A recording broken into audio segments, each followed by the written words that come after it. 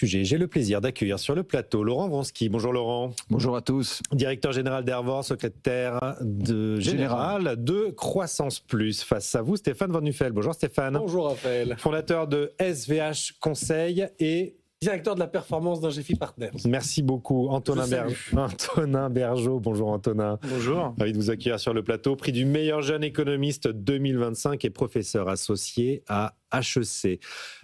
Si vous avez des questions, des réactions, n'hésitez pas sur mon compte Twitter @legenra, LEGENRA. On en parlera en direct dans l'émission. On posera des questions à mes experts. N'hésitez pas pour réagir. Bien sûr, le premier sujet, c'est notre industrie de l'armement avec Emmanuel Macron, qui a un peu haussé le ton hier, c'était à l'occasion de ses vœux aux armées. Il réclame notamment plus d'efforts et plus de rapidité dans le réarmement de la France. On l'écoute tout de suite. Est-ce que nous sommes en économie de guerre à proprement parler? La réponse est non. Parce que si nous étions en guerre, j'ose espérer que nous ne produirions pas ainsi. Bon, ils sont sermonnés, les industriels de l'armement. Moi, ce que j'entends sur ce plateau, et notamment avec vous, Laurent, puisque Airvor fait partie de la base industrielle de technologie et de défense, c'est une des nombreuses PME qui constituent le tissu de l'industrie de l'armement en France. Ce que vous nous dites régulièrement, c'est plutôt que le problème vient de l'État qui ne passe pas ses commandes, non ? Oui, mais un petit flashback tout d'abord. Moi, j'ai repris la direction d'Airvor, qui, je le rappelle, fait des biens d'équipement, donc des compresseurs d'air qui sont à usage mixte, c'est-à-dire qu'on peut les utiliser d'un point de vue civil et d'un point de vue militaire. Donc, j'ai repris la direction d'Airvor en 93, et à l'époque, les produits qui étaient destinés à l'armée, ça représentait à peu près 15%. Bon. Et puis, on vient de terminer une longue période où des esprits éclairés nous ont expliqué qu'on n'avait plus besoin d'armée, globalement. C'était la fin de l'histoire. Bon. Alors, ça n'a pas simplement été des mots, c'est-à-dire que finalement, la part des commandes destinées à l'armement s'est réduite comme une peau de chagrin. C'est-à-dire qu'aujourd'hui, ça doit représenter le pourcentage colossal de 0,5%. Ah oui. Bon. Donc, pendant ce temps-là, il a fallu apprendre à vivre. Bon, et là, il n'y avait pas de sermon, il n'y avait pas, je dirais, des grands plans, calculs, etc. Et le cas d'Airvor est très symptomatique d'entreprises qui ont trouvé des débouchés extérieurs pour survivre. Alors nous, la chance qu'on avait, c'est que ce n'était pas 50 ou 60%, mais il y a beaucoup d'entreprises qui ont disparu. Oui. Bon. Alors là, tout d'un coup... Le monde a changé depuis 2022. Voilà. Donc le monde a changé. L'invasion de l'Ukraine par la Russie. Ce sont d'ailleurs sans doute les mêmes esprits éclairés qui nous ont expliqué qu'il fallait se désengager massivement du nucléaire. Alors ces deux types d'esprits éclairés ont disparu et maintenant on nous dit, messieurs les industriels, il faut se préparer. Alors moi je suis prêt, mais je suis prêt depuis 30 ans. Simplement un programme industriel pour mettre en place et définir des produits destinés à la défense, ça ne se fait pas comme ça. Donc il y a la part de conception, surtout la part de validation et de tests. Oui. Ce sont des sommes très importantes. Et pour engager ces sommes, il faut de la visibilité. Et pour avoir de la visibilité, il faut des commandes. Il faut des promesses de commandes. Des commandes, il n'y en a pas. Donc c'est pas compliqué. Moi, je suis prêt. Il faut savoir que la DGA a recensé... La Direction Générale de l'Armement, qui gère ces commandes de matériel militaire. Oui, et bien, elle a recensé sur le territoire national toutes les entreprises qui ont été jugées stratégiques en cas d'effort de guerre. Et donc, elle a lancé un programme spécifique auquel nous appartenons. On a tout suivi, on a été, je le dis modestement, les bons élèves de la classe. Mais ça fait 14 mois qu'on nous explique qu'on est essentiel, et c'est super. Mais ça fait juste 14 mois qu'il ne se passe rien. Donc, nous, on est prêts. Mais vous comprenez aisément qu'on ne peut pas se lancer sur des programmes qui vont impacter Airvor pendant 10 ou 20 ans uniquement sur des promesses. Parce que ma modeste expérience, c'est que les présidents et les ministres passent et les industriels, souvent, restent. Oui. Antonin Bergeau, on peut peut-être définir ce qu'est une économie de guerre. Le président de la République dit « J'espère que si on était en économie de guerre, ça irait plus vite que ça ». C'est quoi une économie de guerre ? Je ne suis pas sûr qu'il y ait une définition formelle, mais c'est une économie dans laquelle la commande publique, effectivement, devient massive pour s'équiper rapidement. Le tissu industriel s'oriente vers un objectif commun qui est de produire des armes, des munitions, des technologies qui vont être utilisées soit pour la guerre directement, soit pour l'éviter, justement. Et donc, c'est bien l'impulsion est bien politique à la base. C'est l'État qui réorganise le tissu industriel productif. L'État organise, et si M. Vronsky a fait un flashback, je fais un flash encore plus loin dans le temps, pendant la Seconde Guerre mondiale, il y a eu des choses un peu similaires qui ont été prononcées, des discours volontaristes, notamment aux États-Unis, pour relancer l'économie de guerre, et qui ont bien marché, puisque l'industrie derrière s'est effectivement mis en ordre de bataille pour produire. Vous avez une étude qui est assez influente qui montre que Roosevelt avait demandé à son industrie de produire 10 000 avions en 1945 et ils en ont produit 50 000 déjà en 1941, donc un an après. Ah oui. Pourquoi ? Parce que en fait, quand vous êtes en économie de guerre, mais l'État américain a fait passer énormément de commandes, a formé, parce qu'il y a aussi toute une politique industrielle à mettre en place, les compétences, et puis à faciliter avec de la dérégulation. À l'époque, c'était moins, évidemment, les choses étaient moins régulées qu'aujourd'hui. Oui. Et ça marche bien. Et vous avez plein d'études à différents moments dans l'histoire qui montrent que lorsque l'État donne cette impulsion et laisse faire, en fait, vous avez des résultats qui sont assez nets en termes de productivité, en termes d'innovation, et à la fin des retombées en fait qui sont importantes pour l'État. Donc c'est pour ça qu'il ne faut pas hésiter, en tout cas si l'objectif c'est d'avoir un rééquipement rapide et une économie de guerre, il ne faut pas hésiter à y aller puisque les retombées seront là. En tout cas, toutes les estimations qu'on a le montrent. Sont positives. Bon, il faut des moyens aussi pour le faire. Et on voit que c'est un peu, Stéphane, un peu bloqué au niveau du budget pour l'instant. Il y a trois choses, Raphaël, très rapidement. D'abord, la première chose, c'est s'il y a bien une industrie et s'il y a bien un corps d'État où c'est difficile de lui taper sur les doigts, c'est quand même l'armement et la défense. Ça se tient, pardonnez-moi le jeu de mots, en ordre de bataille, quoi. Oui. C'est-à-dire que ce soit d'un point de vue financier, qui est mon secteur, ou celui de Laurent, qui est le secteur industriel et manufacturier de l'armement, tout le monde est prêt, et l'armée elle-même, hier, je pense qu'il y en a quelques-uns qui n'ont pas trop compris, et surtout que le chef des armées s'était fait taper sur les doigts quand il y a quelques semaines, il nous avait tenu un discours guerrier. Un peu dramatisant. Le président de la République, qui est quand même, le vrai chef des armées, excusez-moi, d'un point de vue constitutionnel, nous dit qu'on est en économie de guerre. Mais ça veut dire quoi en 2026 ? Moi, je me mets à la place des jeunes, mon voisin. Ça veut dire quoi, l'économie de guerre en 2026 ? Parce qu'évidemment, la Deuxième Guerre mondiale, c'était à une autre époque. Là, évidemment, quand on met en place tous les secteurs de l'activité industrielle pour faire la guerre, c'est évidemment aux dépens du reste. Il ne faut pas l'oublier, l'économie de guerre, c'est une économie qui est extrêmement contraignante pour le citoyen. Parce que, évidemment, ce qu'on met en moyen pour construire des avions, on ne le met plus en moyen pour avoir des biens d'équipement et se nourrir. On l'a vu et c'est pas drôle. Donc c'est dans ça qu'on veut rentrer aujourd'hui, dans une guerre. Mais quelle guerre ? En 2026, on fait plus la guerre. Alors qu'on n'est pas en plus dans un état de guerre directe non plus. Alors c'est des guerres hybrides, d'influence. Les résultats de l'industrie à armement européenne et française sont plutôt bons depuis 2 ans. Là, depuis qu'on a mis un coup d'accélérateur, on produit plus d'ogives, on produit plus de missiles. C'est important de rappeler ces chiffres. Les obus de 155, par exemple, dont on a tant parlé pour les canons César, sont passés de une production de 1000 par an à bientôt 100 000 en quelques années. Les canons César eux-mêmes, on est passé de 2 par mois à 6 par mois avec un objectif à doux. Les missiles Mistral de 150, on est passé à 400 par an. Et selon l'INSEE, mi-2025, la production de l'industrie de défense était environ 20% au-dessus de son niveau de 2022. Alors maintenant, donc quand même, ça avance. Pour finir mon propos, je ne suis pas sûr que ce soit utile. Donc là, je pense qu'il y a une vraie posture politique. Donc il faut vraiment que notre président de la République, qui ne reste pas beaucoup de temps, choisisse son camp. Parce que je pense que la guerre aujourd'hui, c'est plus une guerre comme avant. C'est pas la puissance des armées qui fait le résultat. Il y a d'énormes moyens autres pour régler ce problème. Sinon, ce serait réglé sur le terrain depuis un certain temps. Oui. Parce que si on comparait l'armée russe avec l'armée ukrainienne, normalement, ça devrait être réglé. Mais comme il y a des contrepoids à côté, les uns et les autres ne peuvent pas mettre tous les moyens qu'ils veulent. Et je vais finir juste là-dessus. Même si on fait un peu d'historique, en 1939, la plus puissante armée du monde était censée être l'armée française en moyens, en volume et en nombre d'hommes. Ça ne nous a pas empêché, en quelques semaines, de se faire marcher dessus.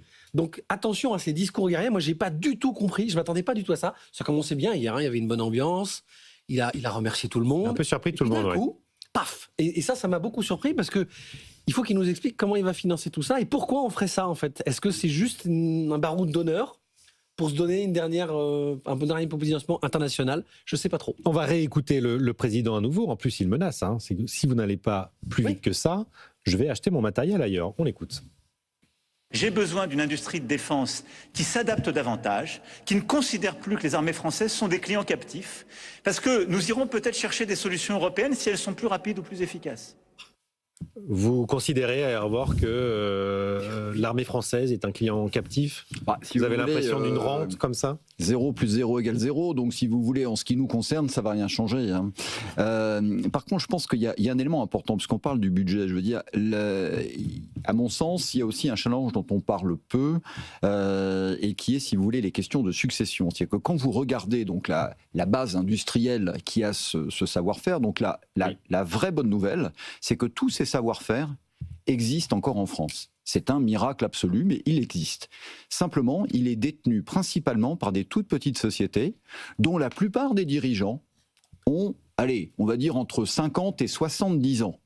Ce qui veut dire que, et j'appartiens à cette tranche, ce qui veut dire, et ça on n'en parle absolument pas, mais c'est l'éléphant au milieu de la pièce, quand j'entends des débats au niveau du cirque parlementaire sur le budget, où on commence à tripatouiller le Dutreil, qui pour les néophytes est un outil qui permet la transmission d'entreprises au sein des familles ou à des salariés, je pense que là, si vous voulez, il y a quelque chose d'extrêmement grave, parce que l'un des grands tournants stratégiques que va devoir gérer l'État, c'est pas simplement envoyer des commandes. La fameuse grande transmission. Parce que M. Macron sera peut-être obligé de passer les commandes à l'extérieur de la France, non pas parce que les industriels ne réagissent pas assez vite, parce que dans certains cas, il n'y a plus d'industriels. On va fermer. Ouais. Donc, l'un des challenges qui nous attend, mais c'est pas dans 25 ans, c'est dans les 5 ans à venir, il y a une fenêtre de tir pour s'assurer que ce savoir-faire industriel reste en France, ne soit pas racheté par des entreprises peu amies, avec des faux nez, et dépouille ces sociétés pour ramener ce savoir-faire dans des contrées asiatiques lointaines, par exemple. Et ça, si vous voulez, le gouvernement a un rôle fondamental. Il y a du contrôle là-dessus quand même, non ? Sur toutes ces industries stratégiques. Écoutez, Raphaël, j'espère. On ose imaginer qu'on surveille quand même ça de manière très précise. J'espère. Mais il ne faut pas oublier non plus qu'on a quand même été frappé d'angélisme pendant très très longtemps. Donc, il faut des commandes, mais ce n'est pas que des commandes, c'est s'assurer que les entreprises qui sont capables de les traiter puissent, si vous voulez, en clair, assurer leur transition et qu'elles puissent être reprises et rester sur le territoire national et pouvoir prospérer. Oui. Est-ce que ça vous énerve quand vous entendez le président de la République ? Si vous voulez, compte tenu de ce que je viens de vous dire, moi, je veux bien qu'on change de place pendant 6 mois, puis il se met à ma place. Mais moi, j'oppose de la concrétude, si vous voulez, un petit peu à du dogme et autres. Donc, je dirais, je n'y fais pas attention, c'est de la politique. Vous n'y faites pas attention. Bon, je vous pose la question parce que les patrons sont en colère, les chefs d'entreprise sont en colère quand même depuis plusieurs mois maintenant, face notamment au désordre budgétaire qu'on constate à l'Assemblée nationale et qui continue. Je rappelle que hier soir à minuit, le ministre des Relations avec le Parlement, Monsieur Panifous, a décrété l'arrêt de l'examen budgétaire. Ça reprendra en début de semaine prochaine, mardi au plus tard, où on saura si on a le 49.3 ou 2 ordonnances, mais on est quand même dans un flou total, y compris pour le budget des armées, bien sûr. Et le Parisien fait aujourd'hui sa une sur la colère des patrons quelques semaines après qu'une tribune a fait beaucoup de bruit dans l'Express, signée par 2000 chefs d'entreprise. Cette semaine, c'était aussi Patrick Martin qui, lors de ses vœux, a dénoncé les choix, je cite, démagogiques et économiquement dangereux de notre classe politique, déclarant que le MADEF soutiendra les décideurs politiques qui comprennent l'économie. On les cherche de plus en plus, ces décideurs politiques qui comprennent l'économie. Antonin Bergeaud, est-ce qu'on a déjà vu des périodes de tension aussi fortes entre nos créateurs de richesse, les chefs d'entreprise et nos dirigeants politiques ? Je pense qu'on a assez, pas récemment connu une période d'incertitude aussi élevée. Donc la colère, elle s'explique assez naturellement par le fait que, alors, je suis peut-être le seul qui n'est pas chef d'entreprise sur le plateau, mais en patron, on a besoin de lisibilité. Et en fait, on peut s'adapter. Je pense d'ailleurs, on a plein d'exemples d'adaptation, mais il faut savoir où on va quand ça change tous les jours. Et en ce moment, c'est un peu la séquence qu'on voit, c'est-à-dire qu'on a des nouvelles annonces. Puis elles sont annulées quelques jours après, puis relancées par un autre député. Donc c'est très compliqué de voir où on va. Et ça alimente évidemment une forme de colère, parce qu'on a l'impression que finalement, on fait comme si on ignorait que la création de richesse, elle se faisait par les entreprises, et que sans création de richesse, de toute façon, il n'y a pas de budget, il n'y a pas de débat sur sur le budget. Et ce qui est vrai, ce qui est un petit peu agaçant, y compris d'ailleurs pour les économistes, c'est qu'on a l'impression que dans le débat parlementaire, ou en tout cas dans ce qu'on en voit, on a décidé d'ignorer qu'il y avait malgré tout quelques règles économiques. Non, mais c'est ça. Qui étaient là. Débat économique hors sol. Voilà, c'est pas de la physique, il n'y a pas de loi, mais enfin, il y a quand même des choses qu'on ne peut pas décider d'ignorer. Il y a des règles arithmétiques. Si on bouge quelque chose à un moment, si on prend, il faut le trouver quelque part. Si on n'a pas de croissance ou peu de croissance, quand on enlève ou quand on veut augmenter un poste budgétaire, il faut trouver de l'argent quelque part. On n'a pas le choix, il faut enlever quelque part, il faut augmenter les impôts. Si on augmente les impôts, on va impacter la croissance. Donc tout ça est quelque chose d'assez simple qu'on apprend très simplement en économie. Et on décide, parce que ça crée une couche de complexité qui probablement dans le débat actuel n'est pas acceptable, de l'ignorer. Ouais. Et on va de toute façon, à un moment donné, devoir... Alors ça marche peut-être à très court terme, mais à un moment, ça va être à payer, peut-être pas cette année, mais sauf le jour où il faudra le payer, dans 5-10 ans peut-être, et ça va tomber très lourdement sur une autre génération. Mais est-ce que ça marche dans l'opinion, la colère, de faire des tribunes, de faire des interviews comme ça? Est-ce qu'il est audible, le discours des patrons face à ce bazar ambiant? Je vais mettre ma casquette de patron, mais petit patron. Oui. Là, je prends mon camarade à témoin. Vous savez que moi, je ne suis pas un super grand copain du MEDEF. J'ai rien sur le personnel. C'est juste que ça représente pour moi un patronat qui n'est pas le mien. Moi, je suis un entrepreneur, créateur d'entreprise, de toute petite entreprise. On n'a jamais dépassé 50 personnes. Donc, ce n'est pas du tout les mêmes enjeux. Donc, le discours ne m'a pas toujours convaincu. Il y a un truc qui est sûr, historiquement, depuis toujours, c'est que malheureusement, le patronat, je vais le dire, et tant pis, je vais encore me faire flinguer sur X, ça bosse. Voilà. C'est-à-dire qu'on n'est pas content, on râle, on fait des tribunes, on n'a pas le moral. Mais quoi qu'il arrive, le matin, parce que, je vais vous faire un aveu, on n'a pas le choix, et on aime ça, et on y va. Et là, je vais vous dire un truc, moi qui vais dans pas mal de clubs d'entreprise, qui rencontrent pas mal de confrères, la colère, elle est plus sur le manque de visibilité ou des incertitudes, ce qui a été le cas pendant très longtemps sur le droit du travail, etc., etc. Là, il y a un vrai sentiment, et je le partage, sur l'incompétence, voulue ou pas, de nos dirigeants. Parce que soit c'est qu'ils sont complètement nuls, il y en a une partie. C'est pas une hypothèse qui est complètement écartée. Ouais, mais il y a une hypothèse qui est pire et qui revient beaucoup dans les milieux entrepreneuriaux, c'est il y a un cynisme total d'une classe politique qui aujourd'hui, en fait, crame la feuille, on va dire ça comme ça, sans se soucier réellement de ce qui arrive. Avec un enjeu qui est 2027, évidemment. Ils sont malheureusement, pour certains, capables d'être soutenus par des économistes qui font des non-sens fiscaux, suivez mon regard, mais vraiment, des non-sens fiscaux. Et je suis gentil quand je dis non-sens fiscaux, vous disiez hors sol, j'adore hors sol, où là, je ne peux pas imaginer que c'est de l'incompétence. On est sur des règles d'économie de base que les mecs remettent en question, mais alors tranquillement, et ça ne gêne personne. Et malheureusement, pour l'opinion, c'est plus simple, parce qu'on leur demande aucun effort. Mais quand l'Europe, c'est pas le FMI, c'est pas le machin, tout ça c'est du bullshit. Quand nos voisins européens vont taper du poing sur la table et réellement vont nous demander des efforts, là les Français ça va piquer. Mais la classe politique, elle, s'en occupera plus à ce moment-là, parce qu'ils seront plus là. Nous, on sera encore là. Laurent, vous êtes secrétaire général de Croissance Plus, qui est une organisation aussi de chefs d'entreprise, dont c'était les vœux cette semaine avec Virginie Calmels, la présidente. Cette colère, j'imagine que vous la comprenez. Est-ce que vous trouvez que ça infuse dans l'opinion publique? Alors, d'abord, Croissance Plus est une association qui regroupe les entreprises de croissance. Donc, les plus belles entreprises de croissance sont à Croissance Plus, ce qui veut dire que ce sont des entreprises qui sont souvent aux avant-postes des nouvelles technologies, qui sont aux avant-postes à l'international, dont on fait partie. Donc, c'est des gens qui sont résolument dans l'optimisme et qui sont aussi résolument dans le monde. Alors, ce qu'on constate, si vous voulez, c'est que d'abord, on a vraiment l'impression, quand on écoute le débat parlementaire, on se demande si la France fait partie du système solaire. C'est-à-dire qu'on est confronté, et on en a parlé lors de ma modeste lettre au Père Noël, on a des enjeux géopolitiques et technologiques que l'on n'a jamais connus, et pendant ce temps-là, on a une partie de la classe politique qui se regarde le nombril. La France à contre-courant. Donc ça, je dois dire que ça, la première chose, on se dit, là, il y a un vrai problème. Moi, ça fait 26 ans que je suis impliqué à Croissance Plus. Je crois que j'ai jamais connu, si vous voulez, un tel à la fois désarroi et surtout doute sur la capacité du pays à être l'endroit où il faut être pour développer des affaires et faire de l'économie. Et ce que je trouve encore plus grave, moi j'ai modestement 62 ans, donc ma carrière est quand même plus derrière moi que devant moi, mais ce que je viens de dire est partagé par de nombreux jeunes. Et ça, je trouve que c'est très inquiétant. Quand on a des jeunes et monsieur doit le savoir, qui, à 25 ans, se pose la même question, mais eux, ils y répondent, c'est-à-dire qu'ils vont aller ailleurs dans le monde, ça, c'est très grave. Maintenant, sur la compétence de nos élites, moi, je pense vraiment que souvent, ils ont un culot qui leur sert de compétence. Ils sont dans le dogmatisme absolu, et je crois que ce qui fait peur à beaucoup d'acteurs économiques, c'est qu'on vous ressort des concepts et des idées complètement éculées qui ont été mises en œuvre dans des pays qu'elles ont menés à la faillite, et on nous les ressort avec un excipient différent et on est dans le dogme absolu. Ouais. C'est ça qui aujourd'hui se passe. Alors, si je peux permettre juste une minute, qu'on a quand même un prix Nobel d'économie qui nous a expliqué que en fait tout passe par l'innovation, ce qui est quand même prouvé dans le reste du monde.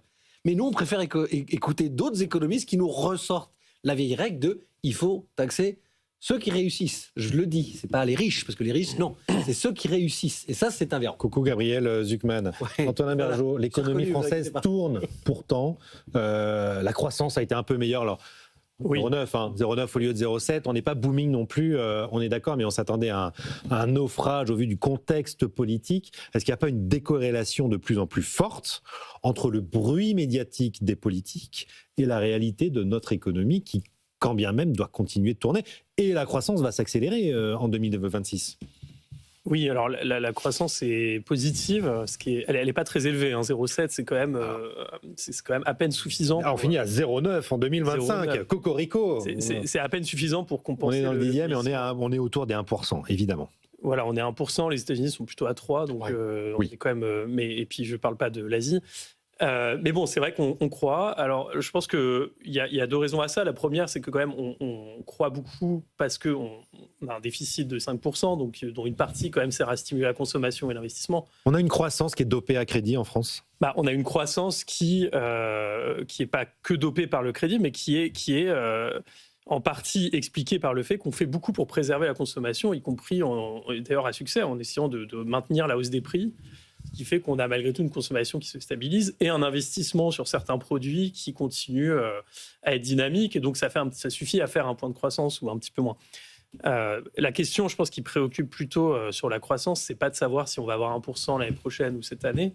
C'est plutôt de savoir quelle est la trajectoire à très long terme. Parce que c'est celle-là, finalement, qui doit orienter le budget. Et normalement, dans des discussions budgétaires raisonnables, on doit prendre ce qu'on appelle la croissance potentielle, c'est-à-dire ce que ça va donner pendant les 20 prochaines années en moyenne, et construire des règles politiques et un budget dessus. Que le Trésor a ramené de 1,3 à 1% seulement l'année dernière. Régulièrement.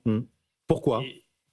Pourquoi elle baisse ? Parce qu'effectivement... On a parlé de démographie pas mal cette semaine. Il y a la démographie, c'est-à-dire que la démographie, c'est une contrainte qu'on ne va pas régler rapidement, donc ça doit être conçu, à mon avis, pris comme une contrainte, et on doit se dire que compte tenu de la tendance démographique, voilà la croissance potentielle minimum qu'il nous faudrait. Et elle est plus élevée que 1%. Donc 1%, c'est très peu.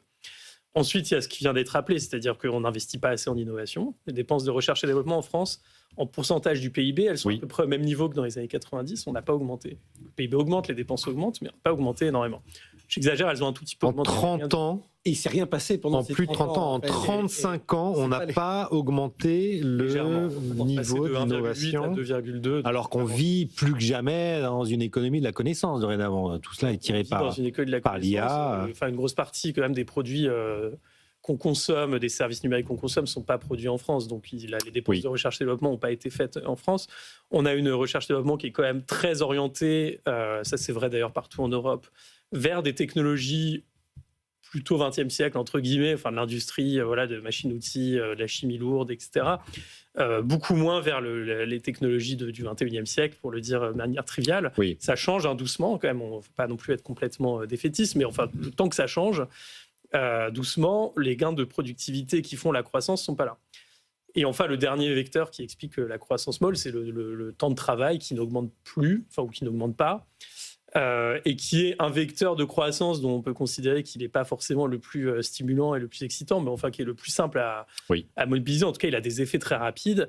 Et pour l'instant, dans les décisions qui ont été prises, notamment d'interrompre la réforme des retraites, on n'a rien qui va dans le sens d'augmenter le temps de travail. Donc tout ça fait qu'on a une croissance... Et la productivité. La productivité qui vient de l'innovation, effectivement, va rester très, très faible. Mais il faut être un peu positif, Raphaël. Stéphane. Non, mais la bonne nouvelle, c'est qu'on a les solutions, en fait. C'est que c'est possible si on prend les bonnes décisions. On a les solutions, mais surtout, moi, je trouve quand même que 0,9 en 2025, c'est quand même...